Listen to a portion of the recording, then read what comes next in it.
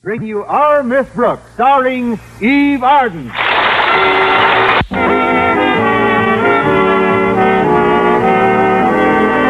Although it was a difficult decision to make, our Miss Brooks, who teaches English at Madison High School, finally made it. So after 5 years of practically going steady with Philip Boynton, last week she finally gave the green light to other men. Yes, last week I gave them the green light, and since then they've acted as though my street is under repairs.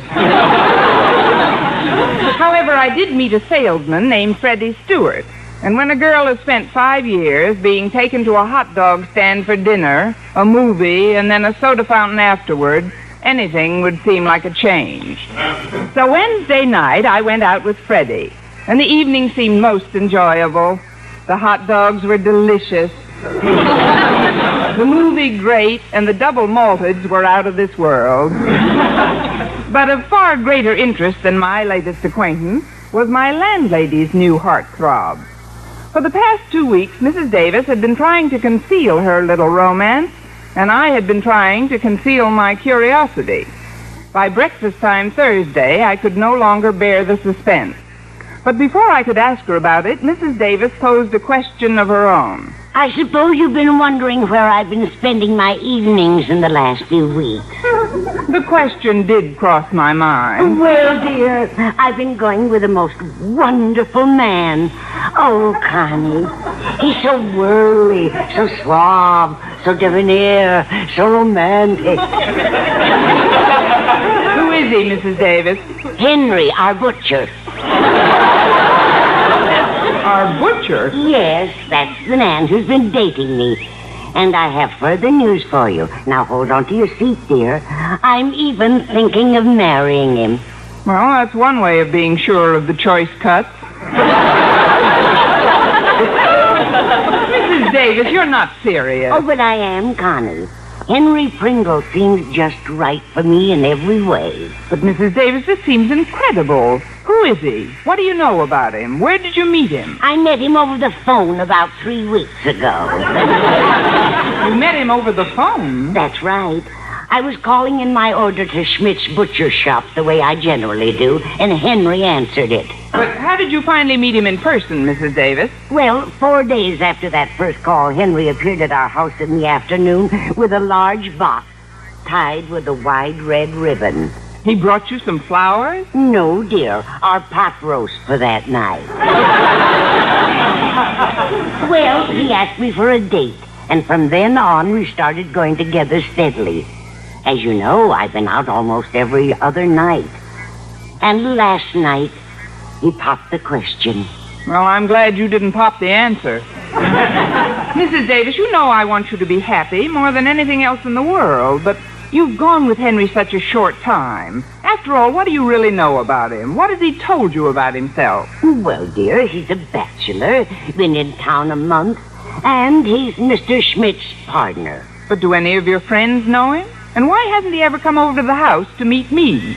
Well, I suggested it, Connie, but Henry is very bashful. However, he was going to meet you up to the time I told him you taught English at Madison High. That's when he backed out. Well, I won't hold that against him. That's when most men back out. Anyway, dear, you'll meet him tonight. I invited him to dinner, and I told him I'd give him my answer then. Mrs. Davis, not so soon. Oh, that must be Walter to drive me to school. Be out in a minute, Walter. Look, Mrs. Davis, I have to leave now, but please think this over for at least another week. Wait until you know a little more about Henry. I've already thought it over, Connie. And now that I've made up my mind, I can hardly wait to change my name to Pringle.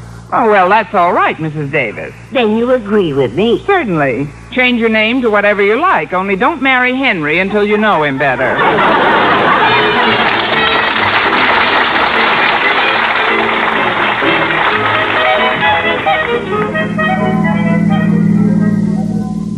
Gosh, Miss Brooks, you haven't said a word since you got in the car. It isn't my driving that's bothering you, is it? No, Walter, I'm worried about something else today. Oh, well, I wouldn't worry about that, Miss Brooks.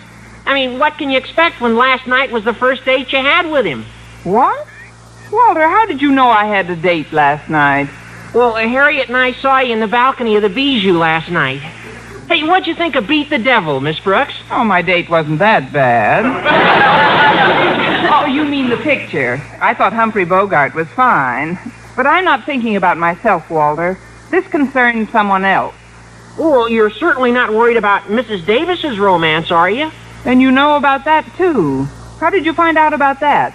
Yeah, I was also up in the balcony with Harriet the night before. You went to the same movie with Harriet 2 nights in a row? And tonight I'm going back alone and see the picture.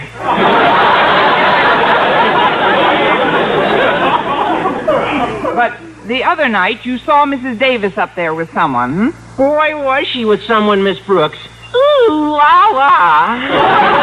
Walter, I can't say I care for that ooh, and even less for those la-las. Oh, well, I didn't mean any disrespect, Miss Brooks, but Mrs. Davis and this old fella certainly did seem to be enjoying each other's company. Oh, honestly, Harriet and I thought we'd pop the way they were popping popcorn into each other's mouth. Cute. Well, that's exactly what's worrying me. She's thinking seriously of popping popcorn into her friend's mouth for the rest of her life. What, you mean marrying the guy? Oh, but that's wonderful, Miss Brooks. Wonderful. Well, certainly. Oh, what could be more romantic than 2 lonely old people in the autumn of their lives who find the warm glow of companionship and thus walk hand in hand into the setting sun together. Followed by 2 men from a collection agency and the sheriff. Walter, Mrs. Davis has known this man for a little over 2 weeks. What does she really know about him? About his background, his finances? Well, but Mrs. Davis is a mature woman, Miss Brooks. She ought to know what she's doing. Not in this case. But since we're practically on the school grounds, Walter, we'd better drop the subject for the time being. No, sure. I'll say, isn't that Harriet and old Marblehead? Mr. Conklin out in front of the school, Miss Brooks? Why, so it is. I wonder what our principal's doing outside school. Well, maybe he figures that gives him more room to pounce on us. No, I hardly think so, but apparently there's something terribly wrong today. Why, Miss Brooks? He's smiling. Yeah. I wonder who he expelled.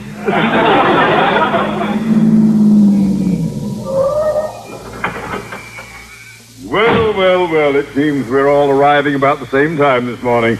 Good morning, Miss Brooks. Good morning, sir. Morning, Harriet. Good morning, Miss Brooks. How are you this morning, Denton? Oh, fine, sir. Simply fine. Want to drive to the back lot with me, Harriet? Oh, I'd like to, Walter, but, well, you know how Daddy feels about the 2 of us. Go right ahead, my dear. Now, really, Mr. Conklin, I must protest against the constant injustice of never permitting your daughter to accompany me on so simple a journey as... Did you say go right ahead? Now take that souped-up flying saucer out of here before I change my mind. Oh, yes, sir. Yes, sir. Yeah, hop in, Harry. Okay. Oh, thanks, Daddy. I don't know what it is, but that boy always leaves me boiling. I can't remember when I've been in such a good humor. I can't either. That is, you certainly did seem in a fine humor this morning, sir. And well, I might be, too. We had some very good news at our house last night. It concerns my wife's sister, Mildred. You've heard me mention her, the single one who comes to our house and stays for months at a time. You mean she's finally getting married? No, that's just it. She's not. But how is that good news, sir? Well, we were suspicious of the fellow right from the beginning. From everything Mildred told us about him, he only seemed to be interested in her for her money. He did? So I began to do a little private investigating and found the fellow had once been a confidence man and had landed in jail twice. Mildred wouldn't believe me, but luckily when I phoned him and confronted him with the evidence, he told me to stop worrying, that he'd found a new sucker anyway. Mr. Conklin, hadn't you ever met this man before? No, that was one of the things that first aroused my suspicions. He never would come over to the house to meet us. I think I'm beginning to feel a little faint. Then how did you know where to call? Oh, that was easy. I knew his name and how Mildred had met him, so I simply called Schmidt's butcher shop where he worked. Mr. Conklin, will you excuse me for a few moments? Why, what are you going to do, Miss Brooks? First, I'm going to make a quick phone call, and then I'm going to become a vegetarian. Well,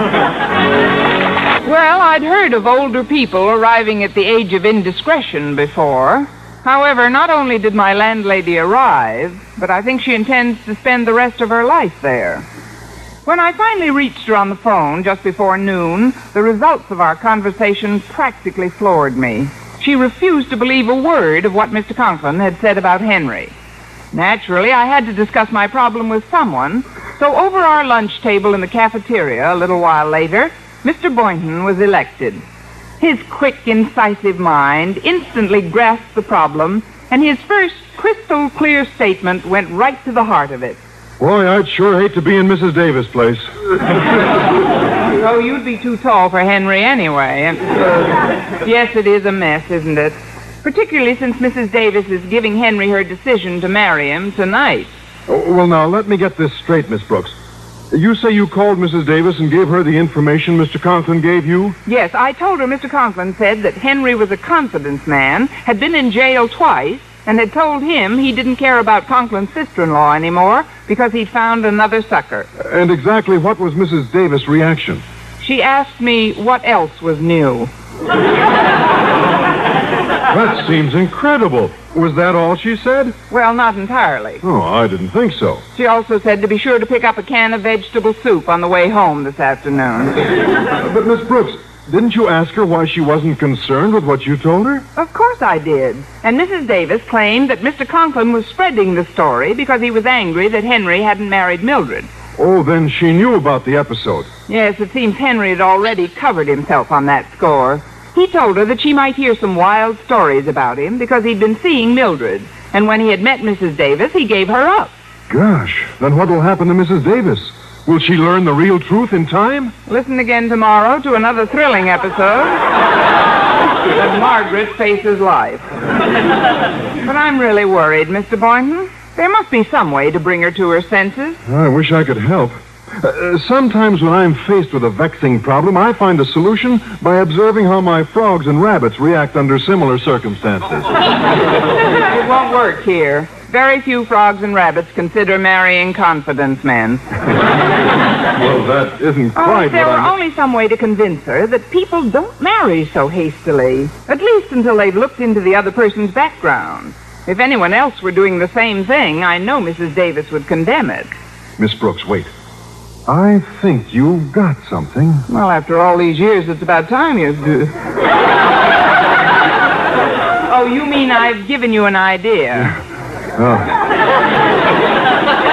I'll say you did. Now tell me, how was your new date last night? Next time I have a secret, I'll hire a skywriter.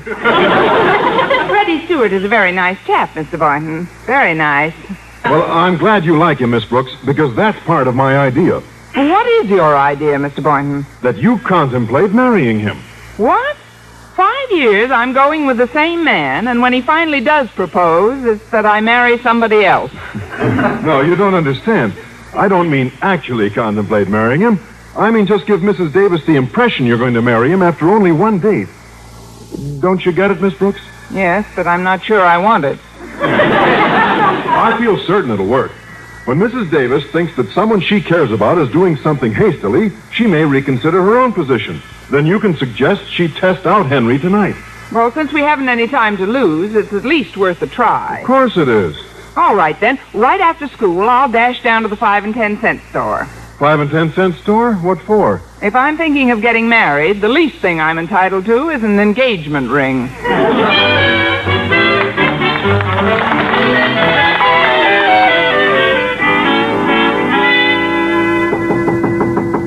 Entree. No, it's me, Mrs. Davis. I know. Come in, Mrs. Davis. You're home early this afternoon, dear. But why are you packing? I'm not really packing, Mrs. Davis. Just throwing a few things into my valise. I'll be back in a few days. But, Connie, why didn't you tell me you were taking a trip? Well, this one came up suddenly, and it seemed so insignificant it was hardly worth mentioning. Why not, Connie? I'm getting married. Well, Connie, even an insignificant trip like that is worth telling me about since you're getting married. Connie, When did you decide to do that? About an hour ago, during a lull in the conversation. We're getting married this evening. Well, I think it's simply wonderful, dear. Huh? Of course, it's what we both dreamed about all these years, that someday Mr. Boynton would propose. Oh, I'm not marrying Mr. Boynton. It's Freddie Stewart. Freddie Stewart.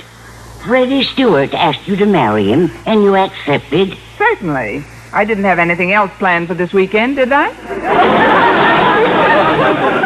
He asked you an hour ago, and you're getting married tonight? Yes, Freddie said he doesn't believe in long engagements.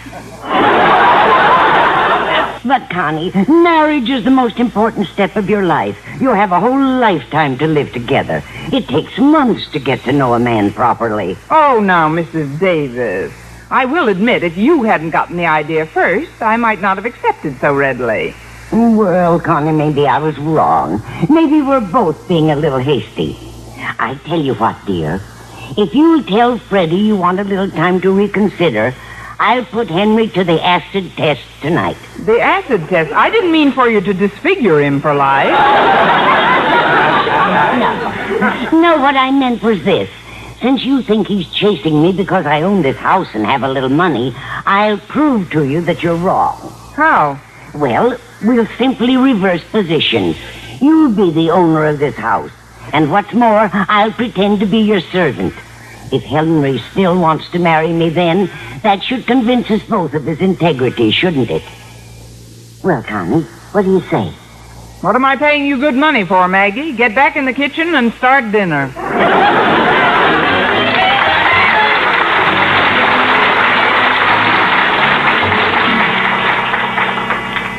Well, Connie, how do I look? Oh, like the perfect maid, Mrs. Davis. You did a swell job on that dress in You such like a hurry. it, dear? I just sewed a little lace on an old black dress I found in the attic.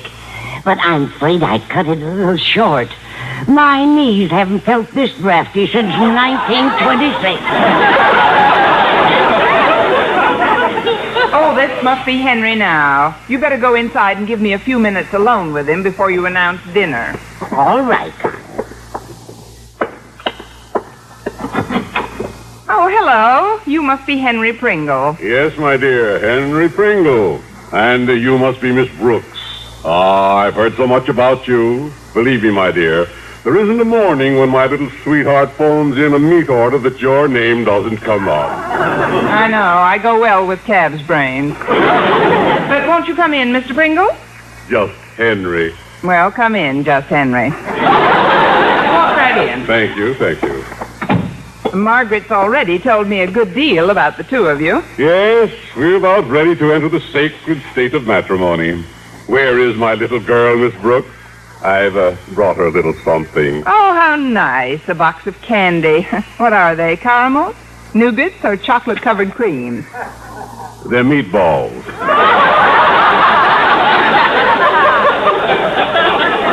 How delicious. Chocolate-covered meatballs. Well, everyone brings his fiancée candy, Miss Brooks. I've always felt it's more personal to bring one's lady love delicacies from one's own business. It's lucky you're not a bricklayer.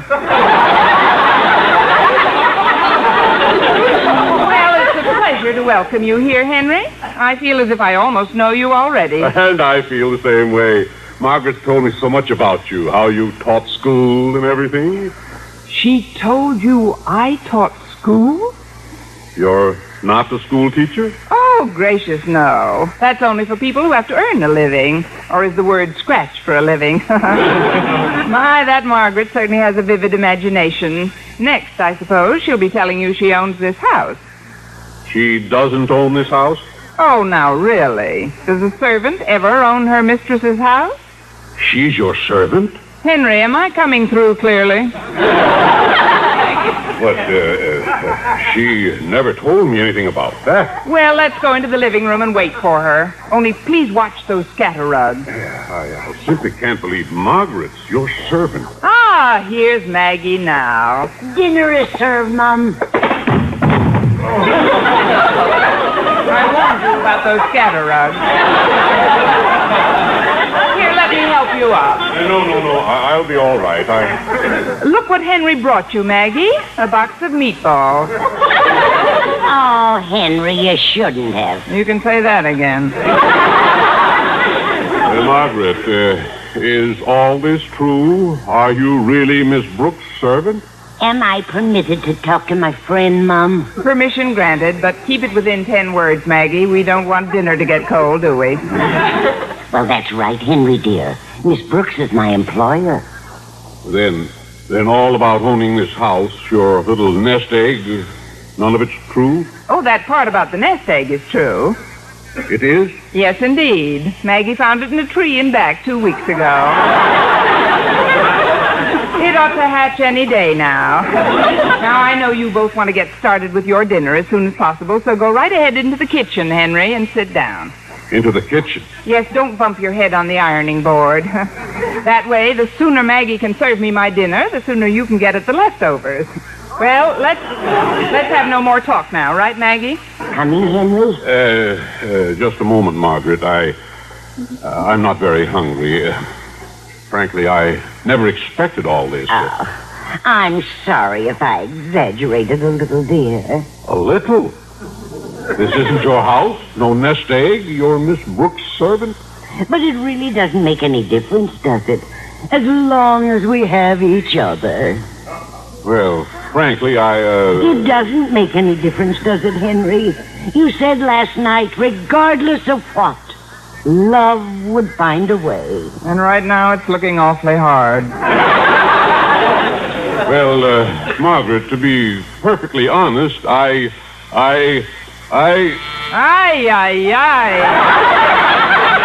I'll take it. Walter, what are you doing here? You're not due to pick me up for 12 hours yet. Well, I was passing in my car, so I thought I'd drop off some books I borrowed from you. Thanks, and bye. Oh, hi, Mrs. Davis. Hey, what are you all dressed up for? Going to a masquerade? No, Walter, I'm not going to a masquerade. No masquerade? No, but you're going to a funeral. See, that's a very clever costume. Hey, if I didn't know you owned this place, I'd swear you were a maid. Walter, blow. Have I overstayed my welcome already, Miss Brooks? On this earth by about 16 years. Gee, some people sure have their moods. Well, good night, everyone. Now, Margaret, perhaps you'll tell me the reason for this little game you've been playing. I'm sorry, Henry, but I wanted to find out if you really love me. If you would love me if I had nothing in the world. Oh, could you doubt it for a minute, Margaret, little girl? Could you, Margaret, child? Margaret, baby? Once more, and she won't even be born yet.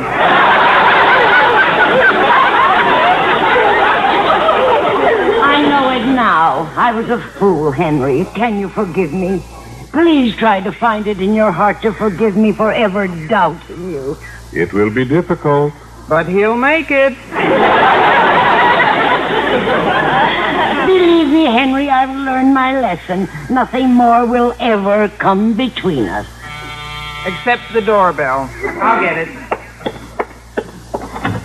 Good evening, Miss Brooks. Am I on time? Well, what are you doing here this time of night, sir? And with a valise? Ah, Margaret, darling, I see I am in time. Osgood, what are you doing here? What am I doing here? And who has a better right to be here than your husband?